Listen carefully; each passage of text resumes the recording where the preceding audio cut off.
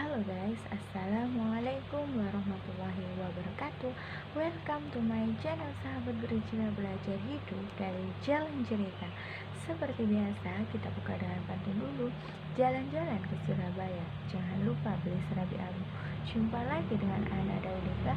Terima kasih sudah mampir di channel aku. Oke, kali ini kita akan membahas tentang kisah wali kedua kita, yakni Sunan Ampel. Setelah kemarin kita membahas Syekh Maulana Malik Ibrahim di part pertama, kita akan membahas Sunan Ampel di part kedua. So, gak usah berlama-lama, happy watching. Sunan Ampel merupakan putra dari Syekh Maulana Malik Ibrahim. Ia lahir di Jampa pada tahun 1401 Masehi. Nama lahir dari Sunan Ampel ini ialah Raden Ahmad. Kenapa disebut Sunan Ampel? Karena beliau berdakwah atau mensyiarkan Islam di tanah Jawa, tepatnya di wilayah Ampel Denta, Surabaya. Sunan Ampel ini mendarat pertama kali di Jawa pada tahun 1443 Masehi. Sebelumnya, ia mendarat di Palembang kurang lebih 3 tahunan lah. Kemudian ia ke Majapahit untuk menemui ibunya, dan dari situlah awal mula kisah perjalanan dari Sunan Ampel untuk mensyiarkan Islam di tanah Jawa. Sunan Ampel menikah dengan Putri Adipati Tuban, kemudian dikaruniai anak yakni salah satunya Sunan Bonang dan juga Sunan Derajat. Sunan Ampel ini juga sangat berperan dalam Kesultanan Demak, di mana beliau ini memilih putra dari Prabu Brawijaya V, yakni Raden Patah, untuk ditunjuk sebagai raja selanjutnya pada tahun 1475 Masehi.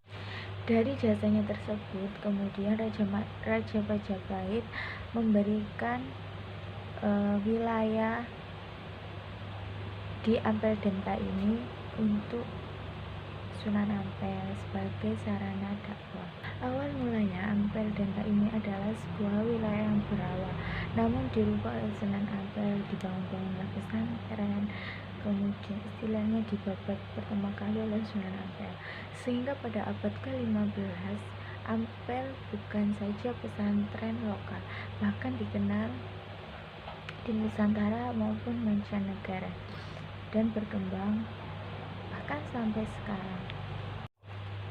Di antara ajaran Sunan Ampel yakni ada 5. Yang pertama, muhmain, yang berarti tidak berjudi. Muhmumbe, yang artinya tidak minum minuman keras. Yang ketiga, maling, yang berarti tidak mencuri. Yang keempat, muhmadat, yang berarti tidak narkotik atau tidak mengonsumsi narkoba. Dan yang kelima, mumadun, yang berarti tidak berzina. Sunan Ampel diperkirakan meninggal pada tahun 1481 Masehi dan dimakamkan di sebelah Masjid Ampel Denta, Surabaya, yang sampai sekarang masih dikunjungi oleh para peziarah-peziarah. Mbah Soleh merupakan salah satu murid dari Sunan Ampel. Beliau adalah tukang sapu Masjid Ampel. Beliau ini terkenal kalau nyapu tuh bersih sekali. Bahkan hal ini pun sudah diakui oleh Sunan Ampel dan juga murid-murid lainnya. Hingga suatu ketika Mbah Soleh ini meninggal sebelum Sunan Ampel wafat. Kemudian Mbah Soleh meninggal dan belum ada yang menggantikan untuk menyapu Masjid Ampel lagi. Kemudian Sunan Ampel dalam hatinya berkata, coba ada Mbah Soleh, pasti Masjid Ampel ini akan bersih seperti itu. Kemudian tidak lama terlihat Mbah Soleh sedang menyapu Masjid Ampel. Dia melakukan aktivitas seperti biasanya. Sunan Ampel merasa takjub dan heran. Padahal Mbah Soleh sudah meninggal, tapi hidup lagi. Kemudian tapi tak berkunjung lama, Mbah Soleh meninggal kembali. Kemudian dimakamkan di sebelah makam yang sebelumnya. Kemudian Sunan Ampel bilang dalam hatinya seperti itu lagi, seperti sebelumnya lagi. Kemudian Mbah Soleh hidup lagi. Hal itu berulang hingga 9 kali, hingga akhirnya kuburan Mbah Soleh ini ada 9 yang berada di sebelah utara Masjid Ampel. Konon hal ini berhenti karena Sunan Ampel meninggal.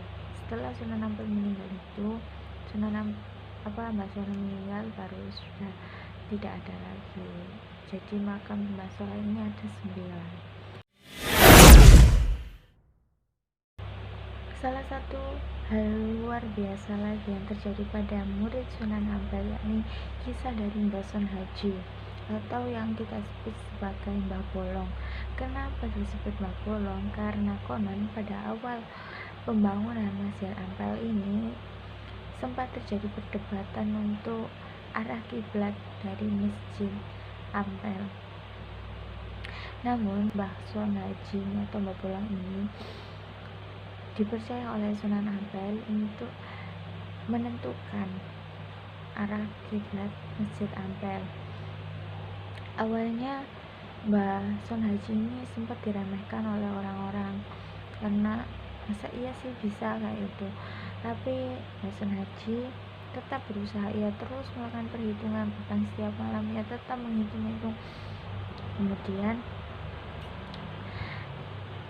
tepat pada hari ia bilang ke Sunan Ampel menyelesaikan tugasnya, sempat diragukan. Kemudian Mbah Son Haji melihat dari dinding Masjid Ampel itu, di situ beliau bisa melihat Mekah.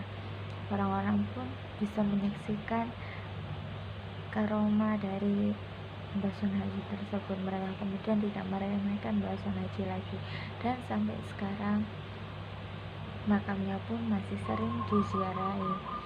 Makanya tidak jauh dari Sunan Ampel, tepatnya di sekitar wilayah Ampel dan Surabaya tersebut, dan masih sering dikunjungi. Oke teman-teman, itu tadi kisah sedikit dari Sunan Ampel dan juga dua muridnya yang luar biasa. Subhanallah sekali, semua terjadi atas kebesaran Allah SWT. Terima kasih, mohon maaf bila ada salah-salah kata. Semoga bermanfaat. Terima kasih. Jangan lupa like, komen, dan subscribe-nya. Wassalamualaikum warahmatullahi wabarakatuh.